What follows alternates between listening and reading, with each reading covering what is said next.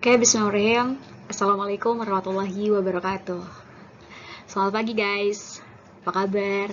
Semoga teman-teman semua tetap sehat di tempat yang aman, tanpa kekurangan satu apapun. Oke, hari ini di mata kuliah teknologi pengemasan dan penyimpanan, kita akan kembali belajar secara daring atau secara online. Dan mungkin ada kemungkinan pertemuan secara virtual ini akan diperpanjang.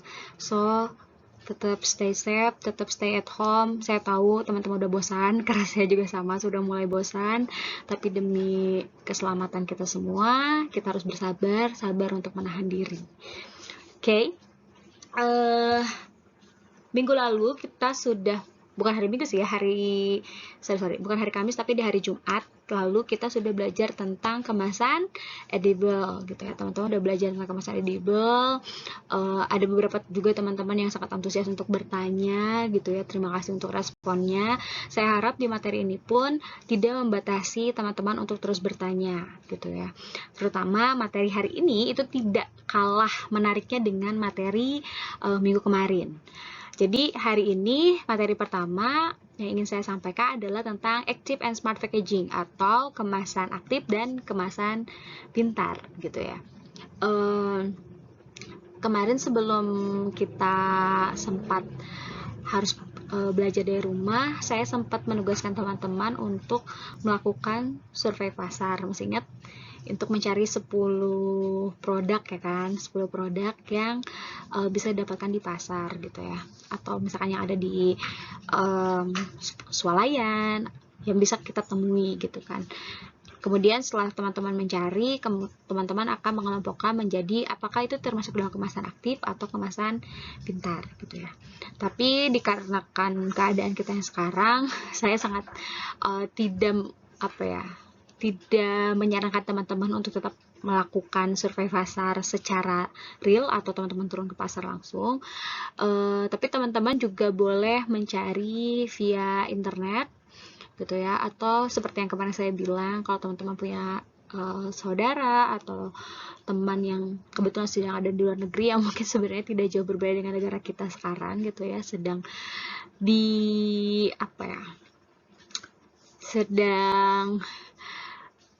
didatangi oleh virus corona yang mewabah gitu ya. Jadi mungkin juga mereka tetap stay at home. Tidak apa-apa, teman-teman tetap bisa cari sebagai pengetahuan umum saja gitu ya. Tidak jadi saya sebankan menjadi tugas karena memang seharusnya dipresentasikan kan. Oke. Lanjut ya. Jadi hari ini kita akan belajar tentang kemasan aktif dan kemasan pintar. Nah, di Amerika, Jepang, dan Australia, sebenarnya kemasan aktif dan kemasan pintar ini sudah secara sukses diaplikasikan. Nah, diaplikasikan dengan tujuan untuk memperpanjang umur simpan dan dapat digunakan sebagai monitor dari kualitas si makanan. Tidak hanya kualitas, tapi juga keamanan pangannya, gitu ya. Kemudian, si active packaging atau kemasan aktif ini memiliki nilai kira-kira sekitar 6,4 billion pada tahun 2013. Berarti mungkin di tahun sekarang ketambah dolarnya udah semakin naik-naik gitu ya, itu lebih besar lagi. Artinya apa? Active packaging atau kemasan aktif itu sangat bernilai tinggi gitu ya. Kemudian intelligent packaging atau smart packaging atau kemasan pintar itu terus meningkat selama 5 tahun terakhir. Nah, ini karena datanya tidak yang paling terbaru, berarti mungkin sekarang sudah hampir 10 tahun terakhir intelligent packaging atau kemasan pintar itu terus berkembang di seluruh negeri gitu ya. Kita harus pahami dulu tentang pengertian dari si kemasan aktif dulu. Jadi kan tadi ada kemasan aktif, ada kemasan pintar atau intelligent packaging. Kita pahami dulu tentang kemasan aktif. Jadi, kemasan aktif adalah kemasan yang dirancang dapat memperpanjang umur simpan atau shelf life, atau untuk mempertahankan atau untuk meningkatkan kondisi pangan yang dikemas. Jadi, biasanya tujuan utama dari kemasan aktif itu adalah untuk memperpanjang umur simpan. Nah, di semester sebelum-sebelumnya teman-teman sudah belajar tentang pasca panen. Masih ingat gak dengan kata-kata bahwa pasca panen itu tidak bisa meningkatkan kualitas produk, tapi dia bisa mempertahankan mutu, bisa memperpanjang umur simpan. Jadi sebenarnya kemasan atau pengemasan itu masih masuk dalam ranah pasca panen gitu ya. Dan si kemasan aktif ini dia memiliki tujuan untuk memperpanjang umur simpan tersebut gitu ya. Kemudian, konsep pada teknologi ini adalah dengan menambahkan komponen tertentu ke dalam sistem kemasan yang dapat melepaskan atau menyerap zat-zat tertentu dari atau ke dalam pangan yang dikemas atau lingkungan di sekitarnya. Maksudnya gimana sih, Bu? Jadi, sebenarnya salah satu ciri khas dari kemasan aktif adalah adanya penambahan komponen tertentu pada sistem kemasan. Nah, si komponen tertentu, si zat tertentu yang ditambahkan ke dalam sistem kemasan itu, dia bisa bersifat melepaskan atau bisa bersifat menyerap. Menyerap apa dan melepaskan apa? Kalau melepaskan berarti melepaskan zat-zat yang dikira bisa memperpanjang umur simpan. Kalau menyerap berarti menyerap zat-zat tertentu yang dikira dapat merusak kualitas si produk pangan. Nah, itu apa aja sih? Nah, kita akan pelajari lebih lanjut tentang kemasan aktif. Oke, karena tadi ada komponen yang ditambahkan, komponen yang ditambahkan itu bisa juga disebut dengan bahan aktif. Nah, bahan aktif atau active agent dapat ditambahkan ke dalam bahan kemasan atau ke dalam permukaan kemasan. Jadi ada yang ke dalam kemasannya, ada juga yang ditambahkan ke permukaan kemasannya, ada juga yang malah ditambahkan ke dalam bahan kemasannya. Dalam struktur multilayer atau dalam elemen khusus yang dimasukkan ke dalam kemasan seperti ada dalam bentuk sachet, label, atau dalam bentuk tutup botol. Teman-teman sering lihat kan makanan-makanan yang di dalamnya ada silika gel. Ya, silika gel itu dia tidak hanya berfungsi sebagai penghias atau bonus di situ, tapi dia punya fungsi tertentu dan dia memiliki active agent di dalamnya. Nah, bahan aktif yang dapat ditambahkan itu bisa macam-macam. Ada asam organik, ada enzim, ada bakteriosin, bisa juga fungisida gitu ya untuk menghindari jamur, bisa juga ekstrak alami, bisa juga ion, etanol dan sebagainya. Demikian juga dengan kemasan yang ditambahi bahan aktif bisa berupa kertas, bisa plastik, logam, atau kombinasi dari bahan-bahan tersebut. Artinya apa? Bisa jadi si bahan kemasan yang kita gunakan itu sebenarnya sudah memiliki bahan aktif. Jadi di dalamnya itu misalkan nih, kemasan tertentu sudah ditambahkan iron atau besi, di mana si besi ini bisa berfungsi sebagai oksigen scavenging. Nah, itu misalkan dicampurkan, boleh dengan teknologi nano, boleh hanya dicampurkan biasa, dibuat, kemudian dicampurkan dengan resin, dan lain sebagainya. Bisa macam-macam caranya, gitu ya. Bisa juga yang ditambahkan dalam menggunakan sachet. Nah, klasifikasi dari kemasan aktif itu sendiri itu ada 3. Yang pertama adalah sistem penjerap, atau yang dia menyerap. Atau nama lainnya adalah scavenging absorbing system. Jadi intinya dia itu menyerap. Nah, sistem kemasan yang mampu menghilangkan atau menyerap senyawa-senyawa yang tidak diinginkan.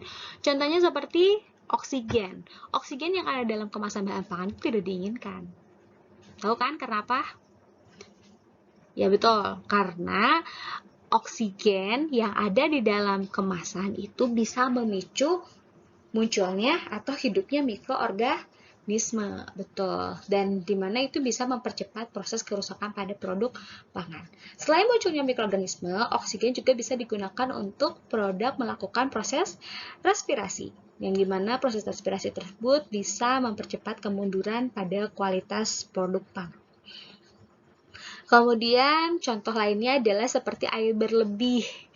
Misalkan dalam kemasannya itu ada berjentik-jentik air dan lain sebagainya, itu kan hal yang tidak diinginkan gitu ya. Nah, bisa kita tambahkan bahan aktif untuk menyerap air berlebih tersebut. Kemudian etilen. Nah, etilen adalah gas yang secara alami dikeluarkan oleh produk hortikultura, terutama yang bersifat klimaterik gitu ya. Etilen ini bisa menguntungkan, bisa tidak menguntungkan. Menguntungkan ketika kita ingin mengkonsumsinya dengan cepat. Karena apa? Gas etilen tersebut bisa mempercepat proses pematangan buah. Tapi ketika kita ingin menyimpannya lebih lama, kita akan mendistribusikannya dalam waktu yang panjang, etilen bisa menjadi hal yang sangat buruk. Kenapa? Karena dia bisa mempercepat proses pematangan yang berarti akan segera mengalami proses pembusukan.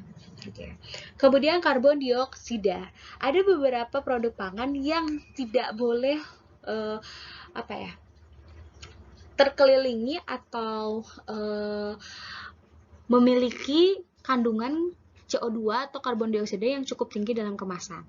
Kenapa, Bu? Bukannya karbon dioksida bisa menyebabkan respirasi terhambat?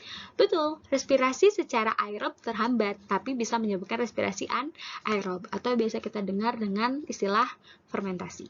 Dan respirasi anaerob itu sangat tidak baik untuk produk.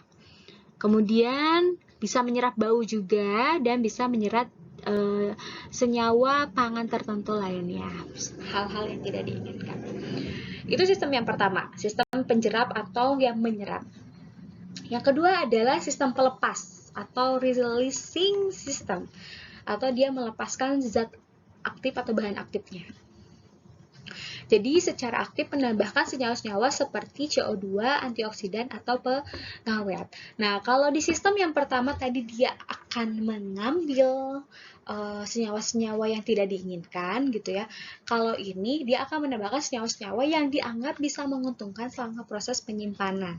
Contohnya seperti CO2. Tadi saya bilang, CO2 itu bisa menguntungkan, bisa juga tidak menguntungkan. Terutama untuk produk-produk yang memang dia bisa mengalami respirasi anaerob. Tapi untuk produk-produk pangan yang tidak melakukan respirasi seperti misalkan makanan ringan, snack, CO2 sebenarnya itu sangat baik untuk proses penyimpanan karena dia bisa menekan adanya oksigen dan bisa mengawetkan produk. Kemudian antioksidan juga ada beberapa kemasan yang menambahkan antioksidan pada produk pangan yang dikemasnya atau juga bisa memberikan bahan pengawet gitu ya, sehingga produk yang disimpan itu bisa bertahan lebih lama. Sistem yang ketiga adalah pengemasan antimikroba. Jadi agak-agak nyambung dengan sistem kemasan yang minggu lalu kita pelajari, yaitu edible, kemasan edible gitu ya. Biasanya penambahan antimikroba pada kemasan juga masih termasuk ke dalam kemasan aktif. Terus pertanyaannya adalah, Bu, berarti kemasan edible yang ditambahkan antimikroba termasuk kemasan aktif dong? Betul. Kemasan edible yang ditambahkan dengan antimikroba termasuk ke dalam kemasan aktif. Kenapa? Karena dia telah memenuhi salah satu tujuan dari pembuatan kemasan aktif, yaitu memperpanjang umur simpan.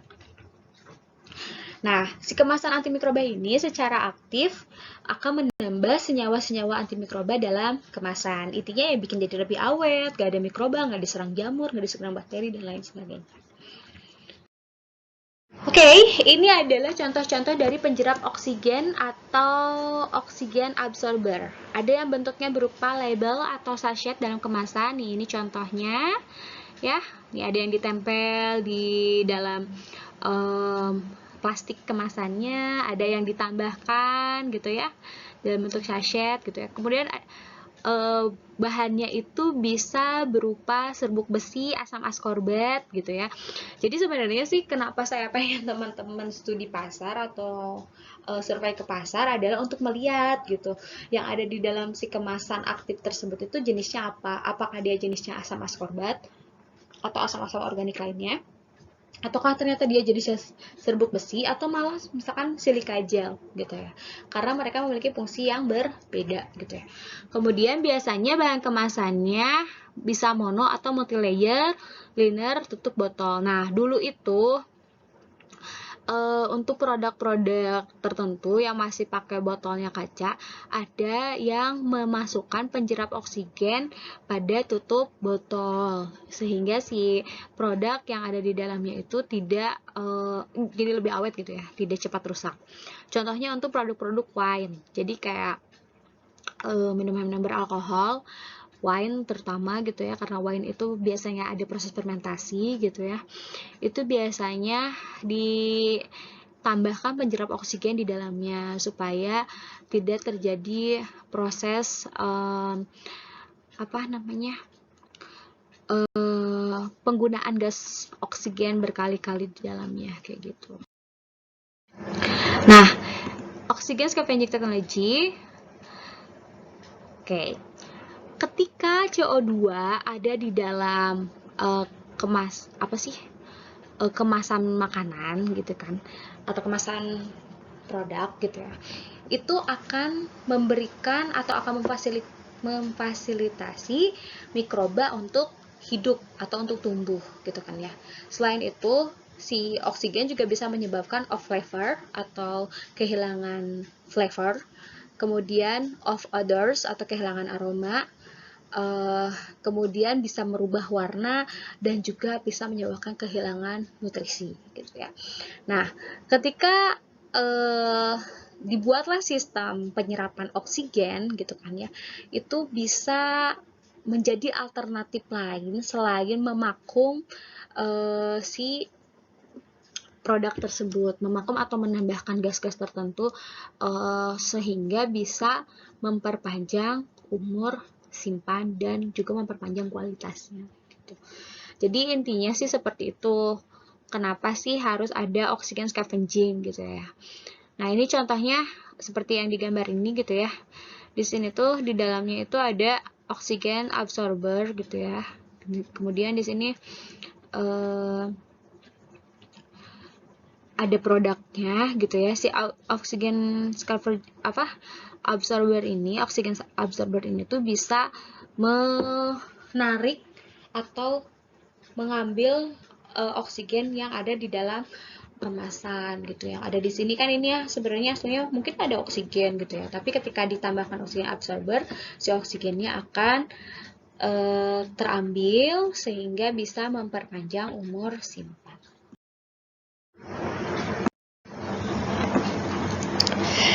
Teknologi penyerap oksigen memanfaatkan satu atau lebih dari konsep serbuk besi, asam askorbat, pewarna fotosensitif, dan oksidasi enzimatis. Jadi maksudnya adalah teknologi penyerap oksigen itu bisa memanfaatkan penggunaan serbuk besi, asam askorbat, atau yang lain sebagainya. Kemudian, penyerap oksigen bisa mencegah tumbuhnya jamur, bakteri aerobik seperti Pseudomonas, yang dapat menyebabkan kerusakan oksidatif pada pigmen dan flavor, sehingga menghindari perubahan warna.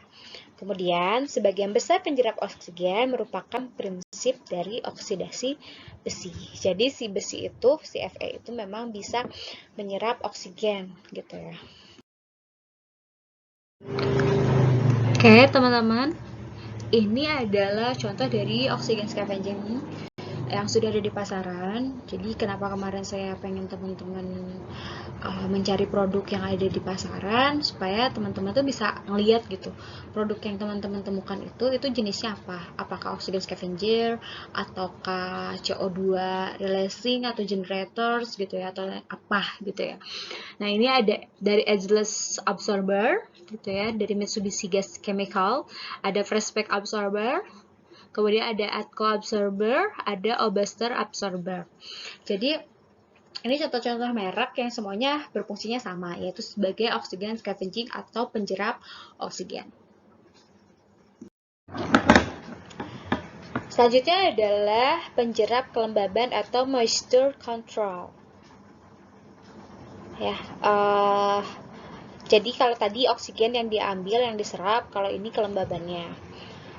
Fungsinya apa? Yang pertama adalah mengurangi AW atau activities water pada produk sehingga menekan pertumbuhan mikroba. Jadi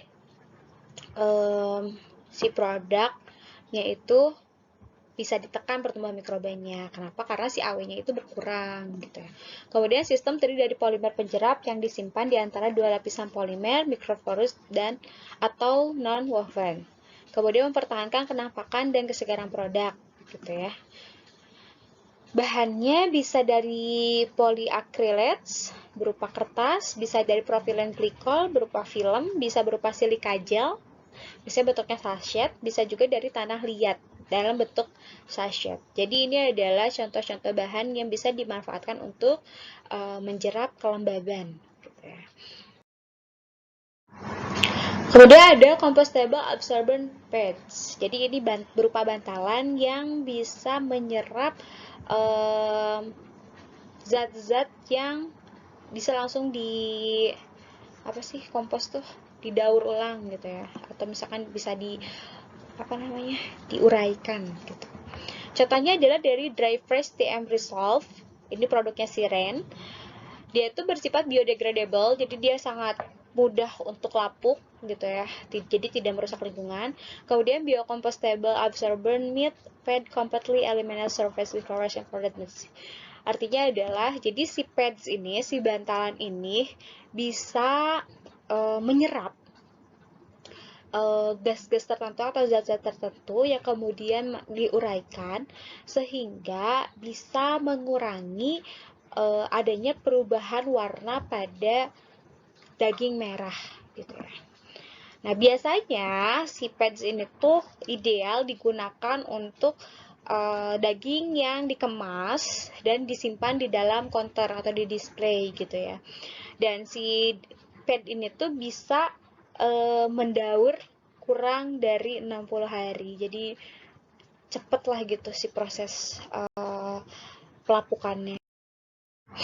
Nah, ini juga ada nih absorbent pads. Nah, contohnya ini pada tomat gitu ya. Di bawahnya itu dikasih ini nih, gas modifier in ultra zep extend pack pad gitu ya.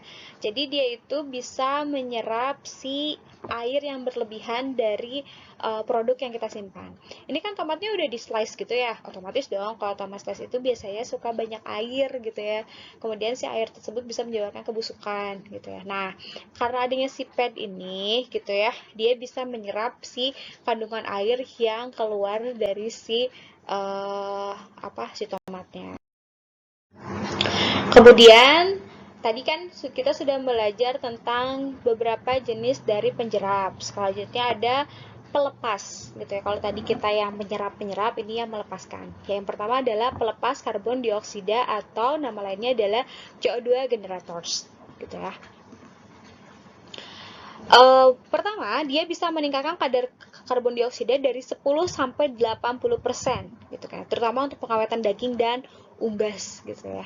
Kemudian, salah satu contoh kemasan jenis ini adalah CO2 fresh pad gitu ya. Buat kemudian tetesan cairan atau driploses dari produk pangan tersebut terserap ke dalam pad dan bereaksi dengan asam sitrat dan natrium bikarbonat yang ada dalam pad menghasilkan karbon dioksida. Jadi ini contoh dari kemasan yang sudah ada di pasaran gitu ya. Jadi si CO2-nya itu dikeluarkan bukan karena ditambahkan gitu, tapi karena proses kimia yang terjadi yang menghasilkan CO2. Jadi itu bentuknya pads atau bantalan juga. Nah, di dalam bantalan itu tuh sudah ada asam sitrat dan natrium bikarbonat gitu ya. Ketika ada tetesan air yang keluar dari produk masuk ke dalam pads, itu bisa bereaksi dengan zat kimia yang tadi yaitu asam sitrat dan natrium bikarbonat dan menghasilkan CO2. Jadi dia secara secara berkala atau ketika ada cairan yang jatuh itu akan langsung memproduksi CO2. Nah, ini adalah contoh dari nama-nama komersial CO2 generator. Ada ageless juga ya. Tapi warnanya beda. Kalau yang tadi oksigen scavenger itu warnanya biru, kalau misalkan CO2 generator itu warnanya hitam. Kemudian ada fresh Laser buatan Jepang juga, ada fresh spec buatan USA, ada juga very fresh buatan dari Prancis gitu ya. Ini biasanya di produk-produk daging sih banyak. Nah, sekarang sistem yang ketiga. Jadi tadi kan ada 3 sistem ya dalam kemasan aktif. Yang pertama adalah sistem penjerap, betul. Tadi sudah banyak sekali contohnya, ada penjerap oksigen, ada penjerap air atau moisturizer gitu kan. Kemudian ada sistem pelepas, yang paling banyak adalah pelepas CO2 atau karbon dioksida. Dan yang ketiga adalah antimikrobial packaging atau kemasan antimikroba gitu ya. Jadi, kontaminasi dari mikroba akan menyebabkan masa simpan produk itu akan berkurang gitu kan ya.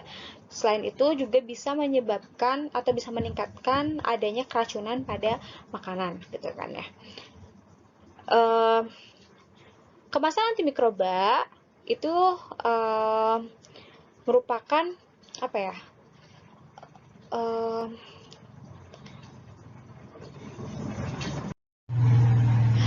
Jadi si antimikroba packaging ini adalah salah satu formulasi dari kemasan aktif, terutama untuk produk-produk daging gitu ya. Karena seperti yang kita tahu, produk daging itu sangat mudah rusak karena dia memiliki kandungan air yang tinggi, kemudian nutrisi yang banyak, sehingga ketika ada mikroba yang hidup itu bisa berkembang biak dengan cepat. Kemudian ketika kita menggunakan bahan aktif antimikroba, itu bisa mengkontrol dari populasi mikroba dan juga kita bisa mengatur target spesifik dari mikroba yang bisa hidup di situ. Misalkan nih, contoh mikroba patogen gitu ya, misalkan salmonella atau misalkan E. coli gitu ya. Itu kan sangat tidak boleh ada di dalam produk makanan gitu ya. Jadi kita bisa menambahkan bahan aktif berupa antimikroba yang dia pasti bisa membasmi atau bisa membunuh yang namanya E. coli atau salmonella gitu ya. Sehingga kualitas produknya itu bisa terjamin dan juga tinggi gitu sih kualitasnya gitu kan ya. Dan pasti akan memberikan dampak yang sangat signifikan terhadap perpanjangan umur simpan. Untuk memberikan aktivitas antimikroba, agen antimikroba dapat dilapisi, dimasukkan, dimobilisasi, atau permukaannya diubah ke dalam bahan pengemas. Jadi si antimikrobanya itu bisa disimpan di dalam kemasannya, dapat berupa sachet seperti yang sebelum-sebelumnya.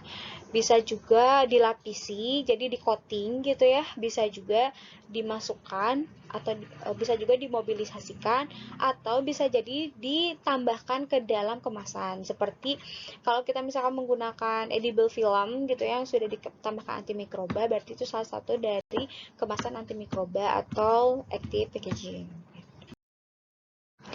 Nah, ini ada contoh dari pembuatan antimikroba packaging atau kemasan antimikroba. Jadi nih, ada produk pangan bebas pengawet, dikemas, kemudian tambahan mikroba, kemudian ada menjadi kemasan antimikroba. Itu merupakan inovasi. Jadi, untuk mendapatkan bahan pangan yang bebas bahan pengawet, itu kita bisa menambahkan bahan antimikroba ke dalam kemasan gitu ya, menjadi kemasan antimikroba, sehingga si bahan pengawetnya itu tidak tercampur dengan si bahan pangan yang kita simpan, tetapi dia bisa berfungsi sama, yaitu untuk mengawetkan. Nah, ini juga ada contoh proses produksi kemasan aktif antimikroba. Ada resin LDPE. Resin LDPE itu kayak buah atau biji dari plastik, tapi jenis plastiknya ada LDPE, low density polyethylene. Kemudian kita tambahkan mikroenkapsulasi ekstrak bawang putih, di mana ekstrak bawang putih ini berperan sebagai antimikroba. Kemudian dilakukan proses pencampuran. Setelah dilakukan proses pencampuran, akan dilakukan proses ekstrusi dengan blown film, kayak alat yang bisa menghasilkan lembaran-lembaran plastik. Jadilah film atau plastik antimikroba. Contohnya seperti ini. Ya. Jadi nanti si plastik ini dia sudah punya bahan aktifnya, kemudian bisa digunakan langsung untuk pengemasan kepada produk. Ini contoh dari antimikroba packaging yang ada di pasaran. Ada Agion berupa konsentrat, kemudian ada Agion Technologies, ada Nisapling, itu biasanya ekstrak, ada micrograde berupa film, ada Danisco, gitu ya. Nah, ini teman-teman bisa cek beberapa jenis merek gitu ya, yang dia memanfaatkan zat tertentu untuk memberikan hasil atau bahan aktif berupa antimikroba. Kita sudah bahas tentang kemasan aktif gitu ya. Kalau ada yang ditanyakan, teman-teman bisa langsung komen apa yang ditanyakannya. Nanti secara aktif saya akan membalas komentar dari teman-teman. Kita lanjut. Setelah kemasan aktif, kita akan mempelajari tentang intelligent packaging atau kemasan pintar gitu ya. Ini adalah contoh dari aplikasi dari kemasan pintar. Jadi katanya, to find your perfect beer, just look for the rip sense sensor. Jadi dia punya sensor yang bisa memberikan informasi manakah beer yang Anda inginkan. Apakah masih crispy, atau mulai firm, atau mulai juicy gitu ya. Oke, intelligent packaging atau nama lainnya adalah smart packaging atau nama lainnya juga adalah kemasan pintar dapat secara efektif memberikan solusi untuk masalah produsen dan konsumen saat ini.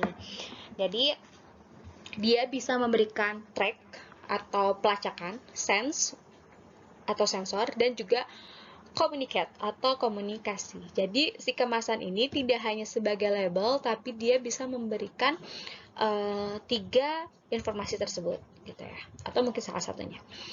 Berbagai indikator menarik untuk rantai pengemasan daging seperti TI, kerusakan pada rantai pasok produk dingin, indikator kesegaran dan kebocoran, dan label RFID. I adalah time temperature indicator. Jadi itu adalah indikator yang bisa mendeteksi perubahan suhu per waktu. Jadi misalkan susu itu kan seharusnya kalau sudah dipasteurisasi tidak boleh disimpan di suhu ruang ya, gitu ya. Kalaupun disimpan di suhu ruang itu hanya bertahan beberapa jam saja, gitu ya. Jadi seharusnya susu segar itu disimpan di dalam lemari pendingin, di mana temperaturnya atau suhunya itu rendah gitu ya, 5-15 derajat Celcius gitu ya.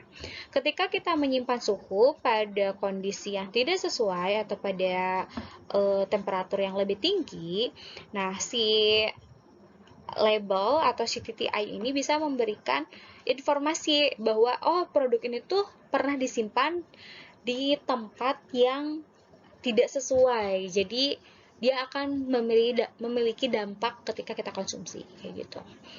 Kemudian, intelligent packaging menawarkan potensi besar sebagai alat pemasaran dan pembentukan diferensiasi merek untuk produk daging. Saya pernah cerita, jadi kalau di Jepang itu, produk daging, potongan daging nih, misalkan kita punya potongan daging, misalkan sirloin atau tenderloin gitu ya. Nah, itu tuh si kemasannya itu sudah ada label yang bisa memberikan informasi secara menyeluruh kepada kita. Bukan cuma tentang dagingnya berapa gram, kemudian kandungan gizinya berapa gram, gitu ya, berapa banyak gitu. Tapi juga dia itu dari sapi mana, dulu dibesarkannya di mana, disembelih dengan cara apa, jenis sapinya apa, disembelih pada umur usia berapa, jenis kelaminnya laki-laki atau perempuan gitu ya. Sampai sedetail itu. Jadi masyarakat itu udah gak perlu lagi kayak nanya ini sapinya halal gak ya, kayak gitu. Gak perlu kayak gitu karena si intelligent packaging ini memberikan informasi yang dibutuhkan oleh konsumen gitu.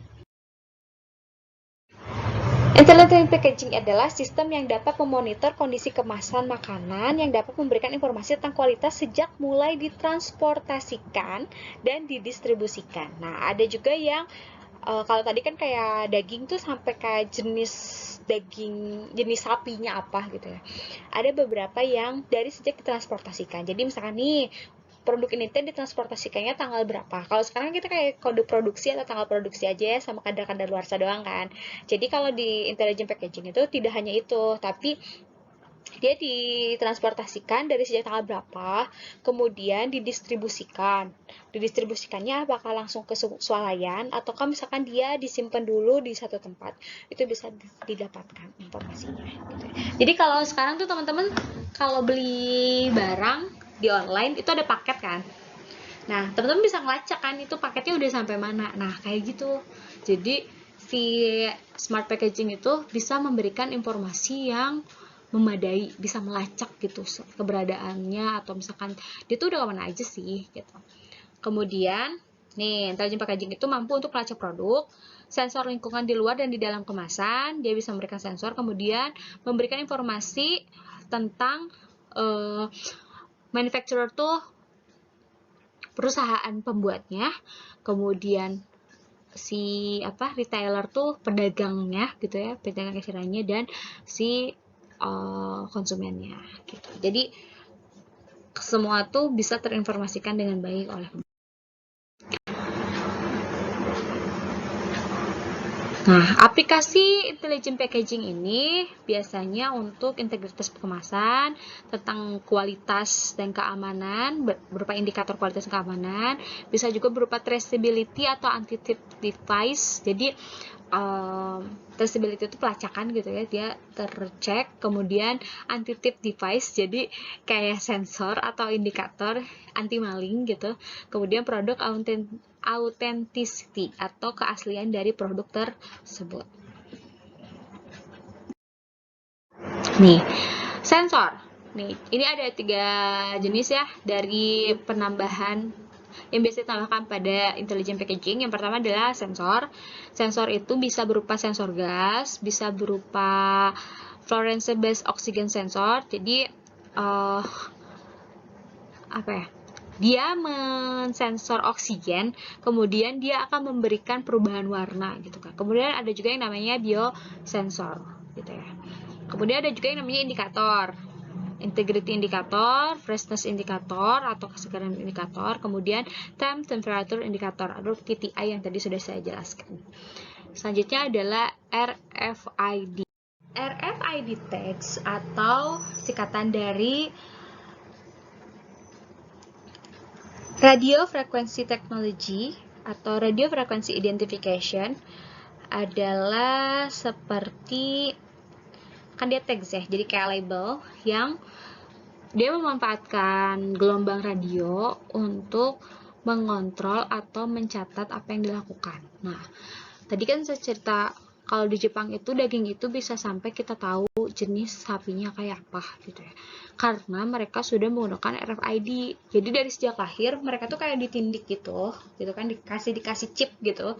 Nah, si chip itu yang akan merecord apa yang dia lakukan sehari-hari. Jadi misalkan dia nih hari ini makannya berapa kalori, proteinnya berapa kayak gitu, dan itu terkomputerisasi gitu. Jadi diterima di dalam komputer. Jadi kayak peternak itu udah bisa ngecek dari hasil rekaman RFID tersebut kayak gitu.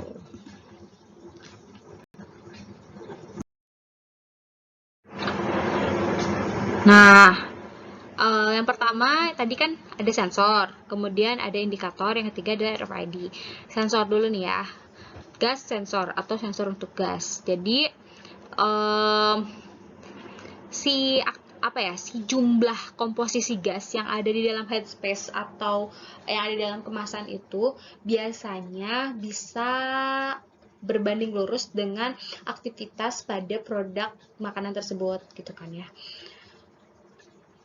Bisa berupa kemasan secara alami maupun kondisi dari lingkungannya gitu kan ya.